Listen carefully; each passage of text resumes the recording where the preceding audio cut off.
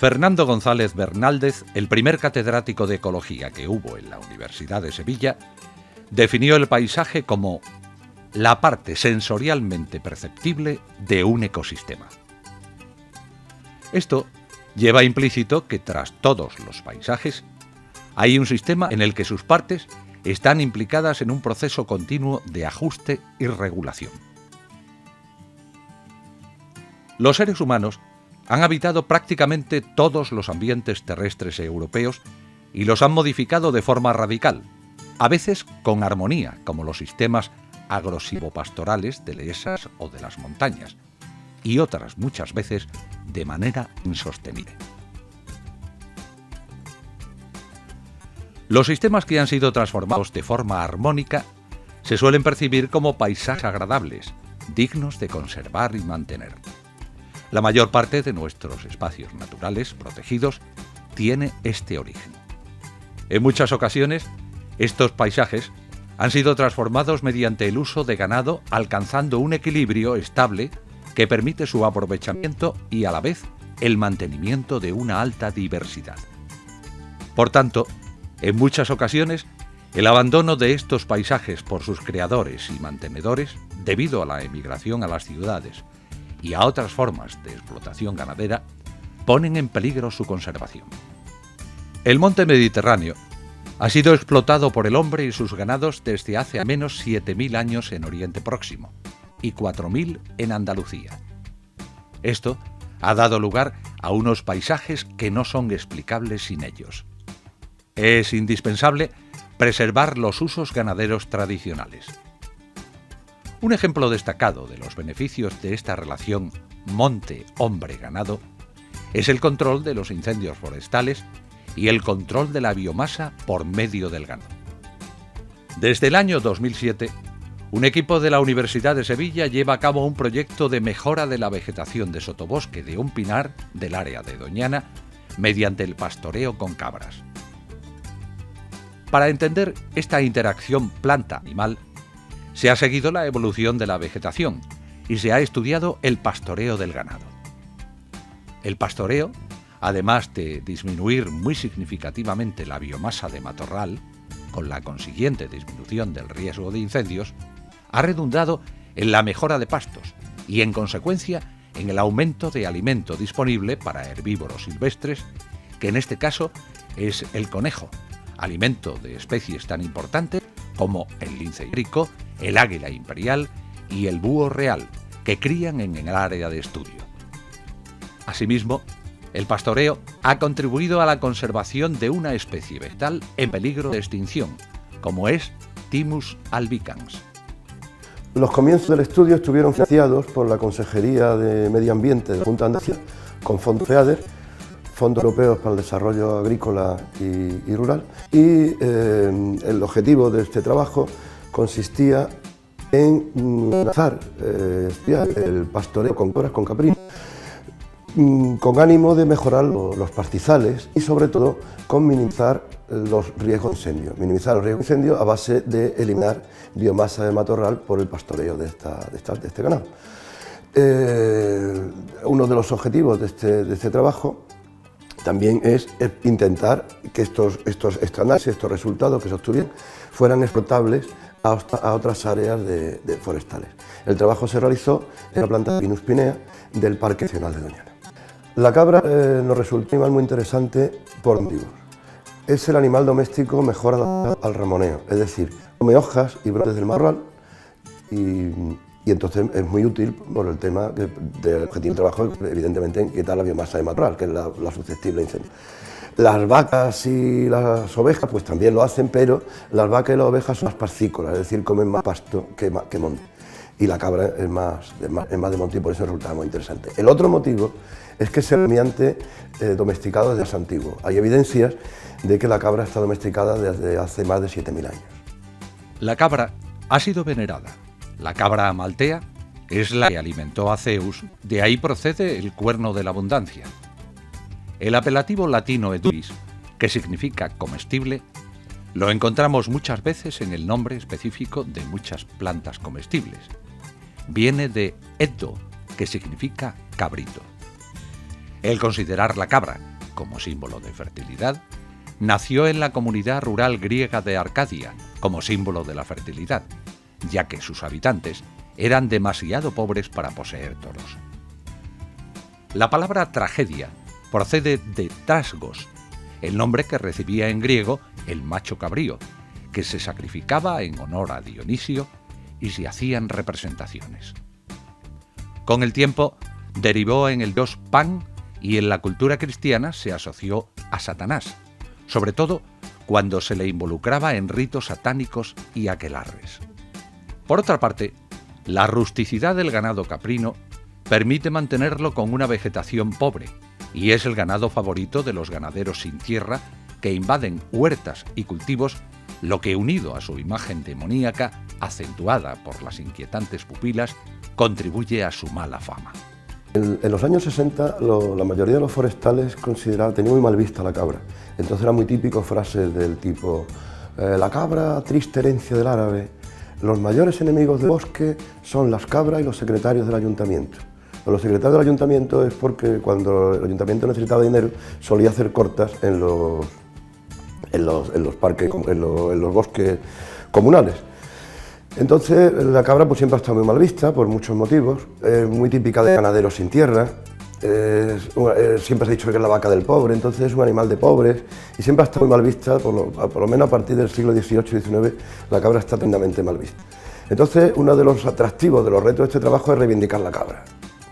Y no solamente reivindicar la cabra, animal maldito, sino además reivindicarla en un entorno emblemático como Doñana, donde en Doñana todo el mundo se piensa que nada más que hay linces y águilas reales y cosas absolutamente emblemáticas. Pues entonces la cosa era muy interesante, no solamente de utilizar las cabras como un elemento de conservación de la naturaleza, sino además hacerlo en Doñana.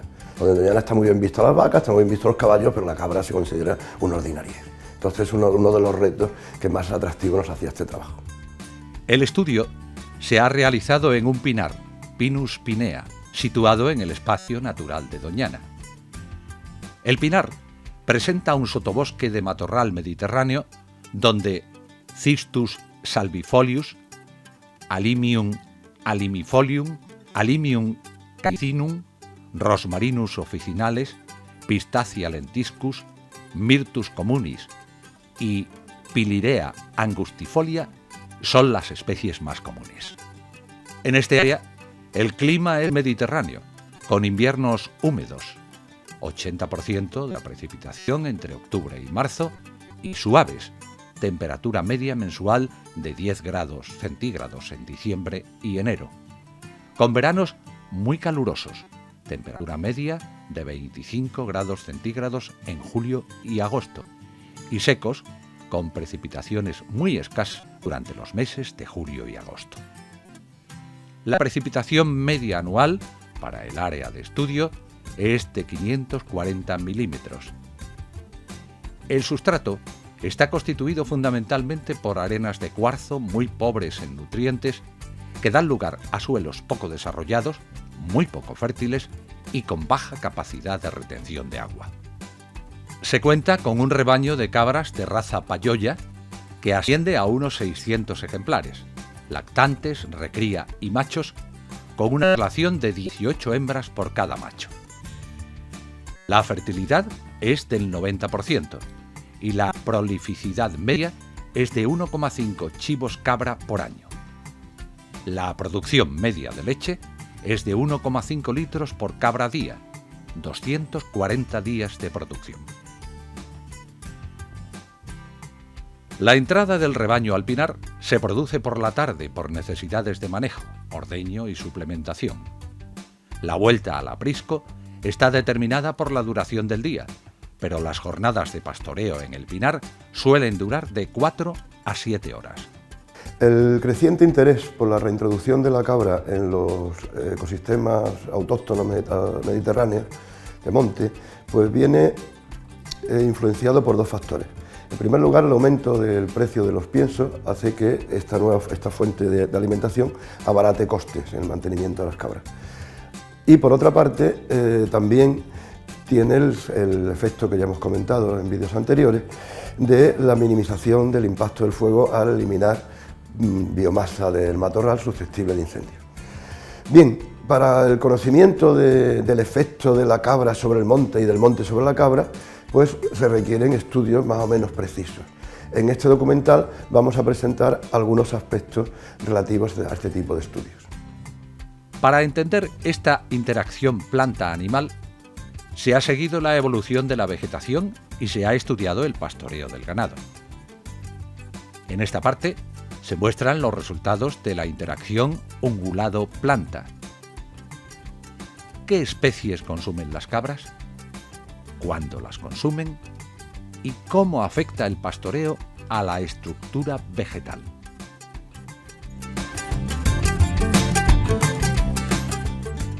Al inicio del proyecto y antes de la introducción de las cabras al sotobosque de Pinar, se instalaron un total de 9 cercados de exclusión de la ganadería.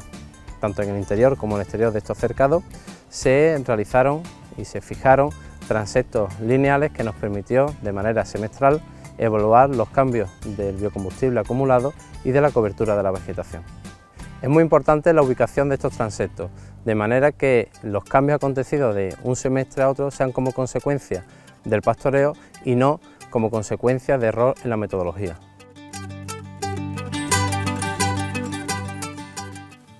La figura muestra los cambios semestrales del biovolumen total en los 2 tratamientos a lo largo de los 42 meses de estudio. Como era esperable, el biovolumen total de la vegetación, tras 42 meses, aumentó en el tratamiento de exclusión un 32%, y en el caso del tratamiento pastado, el ganado produjo una disminución del biovolumen total acumulado de un 34%. La tabla muestra los cambios en la cobertura vegetal de cada especie en los 2 tratamientos después de 3 años de estudio. Como se puede observar en la tabla, la respuesta de cada una de las especies al pastoreo fue muy diferente. La cobertura vegetal total del tratamiento de exclusión aumentó un 6% y disminuyó un 30% en el tratamiento pastado. Sin embargo, a pesar de esta importante pérdida de cobertura, el pastoreo no fue lo suficiente para eliminar del todo a ninguna de las especies, manteniéndose constante la riqueza de especie. Los transectos lineales fijos también permitieron evaluar los cambios en la continuidad horizontal de las especies a partir del número de contactos con el suelo descubierto. En el tratamiento de exclusión se encontró una reducción significativa del número de segmentos de 1-2 metros y un aumento de los segmentos menores a 1 metro, de modo que la continuidad del matorral se vio incrementada, disminuyendo el suelo descubierto un 5%. En el tratamiento pastado también se encontró una reducción significativa del número de segmentos de 1-2 metros, pero esta vez en pro de un aumento en el número de segmentos del resto de categorías superiores. En este caso, la continuidad del matorral disminuyó, por lo que el suelo descubierto incrementó en un 51%.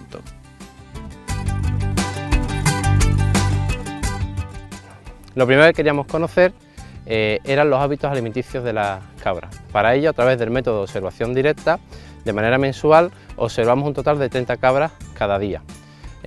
Para ello, en esta jornada de seguimiento anotábamos el número de desplazamientos, número de especies consumidas, órganos consumidos, tiempo de consumo cada una de las especies, de modo que estas variables nos servían para analizar estos hábitos. Lo que a simple vista parece algo sencillo, nos costó más de 1 mes y medio, 2 meses de seguimiento, hasta que las cabras se acostumbraron a nuestra presencia.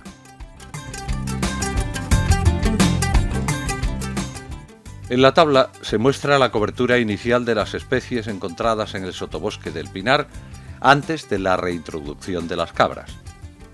En la última fila se muestran los valores de cobertura y consumo del sustrato herbáceo en su conjunto, no diferenciándose especies. Se encontraron un total de 20 especies, siendo 2 de ellas claramente dominantes: Cistus salvifolius y Rosmarinus officinalis, con una cobertura superior al 10%. Otras 4 presentaron una cobertura entre el 5 y el 10%, y el resto estuvieron por debajo del 5% de cobertura. Ahora se muestra la representatividad total de cada una de las especies en la dieta del ganado. Como se puede apreciar en la tabla, el consumo no fue al azar, sino que existió con preferencias por determinadas especies. De todas ellas, Myrtus communis fue la especie más seleccionada, casi un 45% del total, seguido del sustrato herbáceo y Cistus salvifolius. Solo 2 de ellas nunca fueron consumidas: Thymus masticina, especie altamente aromática, y Daphne nidium, especie altamente tóxica. En la figura se muestran para cada especie consumida los valores del índice de selección, en ordenadas, para cada una de las estaciones de los 3 años de estudio. Este índice de selección o apetencia relaciona la representatividad de una especie en la dieta con su abundancia. Existió un consumo estacional según qué especies. Las cistáceas fueron muy consumidas durante su crecimiento vegetativo. Las especies aromáticas fueron solo y exclusivamente consumidas durante su floración. En el caso de Myrtus communis, la especie más consumida, su apetencia siempre fue positiva. Su consumo siempre estuvo por encima de su abundancia durante todo el periodo de estudio. Resulta interesante cruzar los resultados de los 2 experimentos anteriores. Cuando comparamos los cambios anuales de cobertura, en ordenadas, frente al índice de apetencia anual de las especies, en abscisas, encontramos que la disminución de la abundancia de una especie no significó que la apetencia del ganado por esta aumentara. Solo se encontró este patrón en el caso de Alimium alimifolium. Hemos visto que las cabras son muy selectivas en su alimentación, es decir, que comen muchas plantas, por supuesto, no todas, unas se las comen más, otras se las comen menos, y además se las comen en distintas épocas del año. Hay momentos del año en que les gusta más una especie, por ejemplo el mirto, y otras épocas del año, típicamente por febrero o por ahí, lo que más les gusta es el romero. Entonces, esa variación estacional de las cabras pues, nos permite poderlas utilizar de una forma muy precisa en el manejo. La palabra caprichosa viene de cabra, o sea, porque las cabras van comiendo un poquito de cada cosa, pero no se lo comen todo. De todas formas, también hemos visto que las especies disminuyen más o menos, pero no tiene que ver con que se la coman mucho o poco. O sea, hay especies que apenas las prueban, que disminuyen muchísimo por efecto del pisoteo, y otras que son tremendamente consumidas y disminuyen bastante poco. Entonces, este estudio resulta fundamental para la autorización de las cabras como el control del matorral, porque precisamente el que unas disminuyan más y otras menos, y que en unas épocas del año unas se vean más favorecidas que otras, unas plantas se vean más favorecidas que otras,